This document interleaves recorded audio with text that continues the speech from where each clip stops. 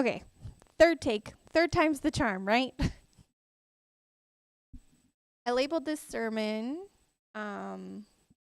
Comparison the Thief. And hopefully you all get something out of this. Yes, it's a Mother's Day message and it's geared towards women, but I do honestly believe that a lot of the stuff in here can apply to really anyone. We all know her, that super mom, the influencer mom, the Pinterest mom. She has it all together. She's got the beautiful clean house. Her kids are well behaved and put together. She has infinite patience.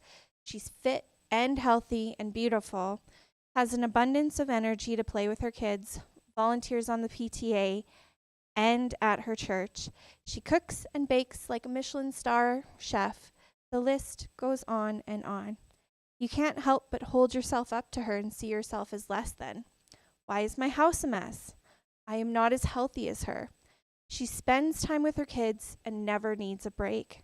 I can never get my kids to behave without raising my voice, and my patience is never enough. I am such a failure as a woman, as a mother, as a wife, etc. I have struggled with this so much, more than I ever really want to admit to. I'm not enough. I don't have enough. I'm not good enough. It's so easy to get caught in the comparison game. Theodore Roosevelt said it best: comparison is the thief of joy. Besides stealing our joy, comparison creates shame, stress, envy, jealousy, separation, depression, and anxiety. As I was researching this message this week, God pulled something forward that resonated with me in a new way. I love when he does this. You know, when you read something and it's always just kind of been like, you read it over and over and you go, yeah, okay, that's great. But every once in a while, you read something in the Bible and God shows you a new way to look at it.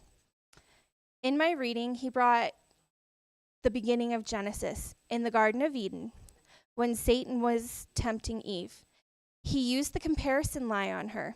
He made her believe that she was missing something. How crazy is that? Was she? No, she had everything she could ever want. She had an abundance of food. She was spending time in person with God. Her every need was met. But she believed the lie and felt less than. The crazy thing is that the devil still does this today. It's the tool he uses to keep us from stepping into what God has called us to be and do. So let's get back to the supermom we compare ourselves to. We see her as this incredible, unattainable example. The reason we struggle with insecurity is because we compare our behind the scenes with everyone else's highlight reel. You keep holding yourself up to this ever-changing idea of perfection. Life is chaotic and messy. It's not fair to compare yourself to an image of perfection that was crafted and edited before it was even posted or shown. You are not her, and more importantly, she isn't you. You have different priorities, talents, goals, support systems, and backgrounds, and even different to-do lists. As I was writing this message, I had a memory pop up into my head. Back in Wainwright, we would take our boys around every June. There would be this rodeo come to town, and we'd take our boys to it, and we'd go ride some rides, and we'd play some games, and we'd get a treat at the end, and it was always such an amazing family time, just filled with lots of laughter and fun. And my youngest is my child who sees something and he just instantly wants to go for it and do it. It doesn't matter if it seems really scary. Sometimes he just wants to jump in both feet. And so we're at this carnival, riding these rides. We're having a ball, and he sees the Ferris wheel. And he sees the other kids riding this Ferris wheel and how much fun it looks. And he goes, "Mom, we got to go do this. I want to go ride that ride." And so I go, "Yeah, sure, let's go, bud." And we head towards this ride. And we're just about to get in line, and there it is. It's that height requirement sign that you have to measure yourself to for safety, of course. But of course, he just wasn't tall enough, and so he couldn't ride that ride. And all of a sudden, the carnival was no longer fun. Forget all the other great rides he had been on, or the ones that he could still go and try. Forget the games. It was no longer fun. His joy had just been wrecked by this one standard that he couldn't reach. Isn't that exactly what happens when we hold ourselves up to these super moms? We no longer see the joy in our own lives and the blessings, the things we have done and the things we can do. All we see is the standard of what we can't be or do or have. It's so exhausting trying to keep up with the super mom. You're drained and sapped of your joy. God didn't call us to be anyone other than who he created us to be. By spending time on our not good enough, it takes the focus off God and the unique person he has created you to be. He created us with a specific call on our lives, individual to each of us, with our own gifts, strengths, yes, weaknesses, and even struggles. Ephesians 2:10, for we are his workmanship created in Christ Jesus for good works, which God prepared beforehand so that we would walk in them. His plan for our lives isn't meant to be compared with his plan for someone else's life. He chose you in your entirety for your family. He knew you were exactly what was needed in your family's life. To walk beside them, to support them, help them, and help them grow. He doesn't make mistakes, and he didn't with you. So, when the comparison starts, how do we combat this? First, focus into Jesus. Be in his word and spend time with him. The more we are in his word, the easier it gets to combat the comparison lies that try to push their way in. We can stop them before they even have a chance to take hold. Psalms 119, verse 105. Your word is a lamp to my feet and a light to my path.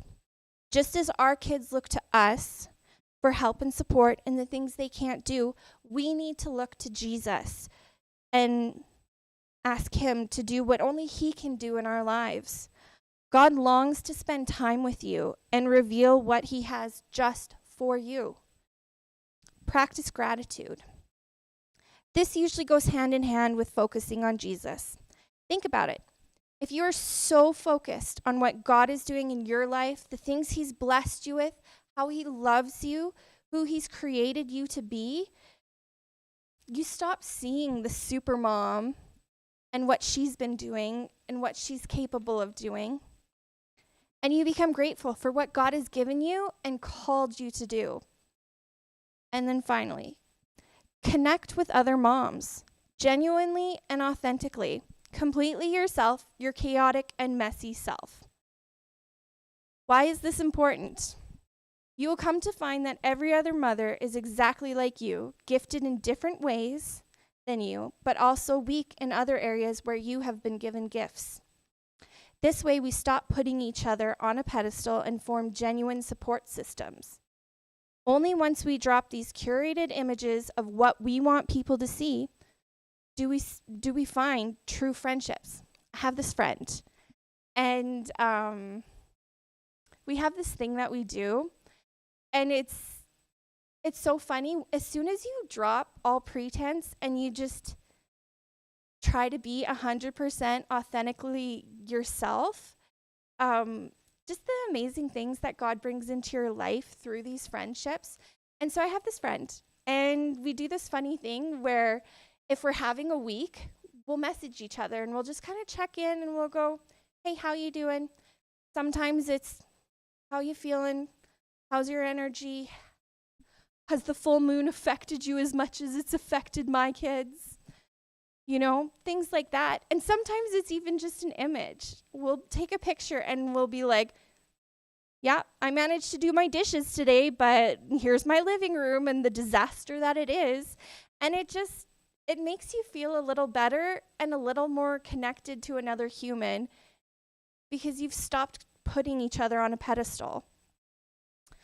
Finally, let me leave you with this. You are not a failure. You are created unique by a perfect God who does not make mistakes. Just like he made you unique and gifted in different things, he did the same for your families. And he knew you are exactly what they need.